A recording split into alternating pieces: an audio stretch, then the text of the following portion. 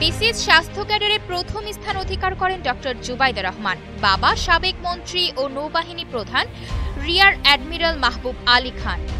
শ্বশুর শহীদ প্রেসিডেন্ট জিয়াউর রহমান, শাশুড়ি সাবেক প্রধানমন্ত্রী বেগম খালেদা জিয়া। স্বামী বিএনপির ভারপ্রাপ্ত চেয়ারম্যান তারেক রহমান। জিয়া পরিবারের পুত্রবধূ হলেও জুবাইদা চিকিৎসা পেশায় ব্যস্ত জীবন কাটিয়েছেন। রাজনীতিতে না জড়ালেও তারেক রহমান সহ অন্যদের সঙ্গে দুর্নীতি মামলারও শিকার হয়েছেন। এক পর্যায়ে অসুস্থ স্বামীর পাশে থাকতে লন্ডনে চলে যান তিনি।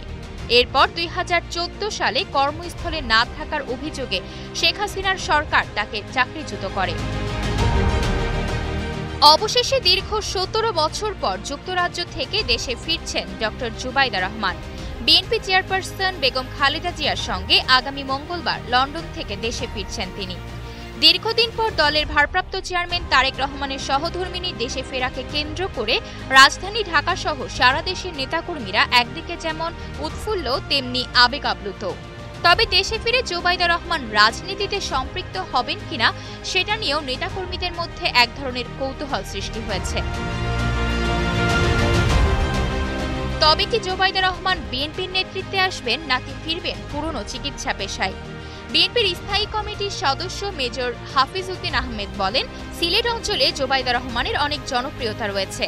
তবে তিনি রাজনীতিতে আসবেন কিনা তা জানা নেই। তিনি যদি রাজনীতিতে আসতে চান তাহলে তাকে স্বাগত জানাবেন বলেও জানান তিনি।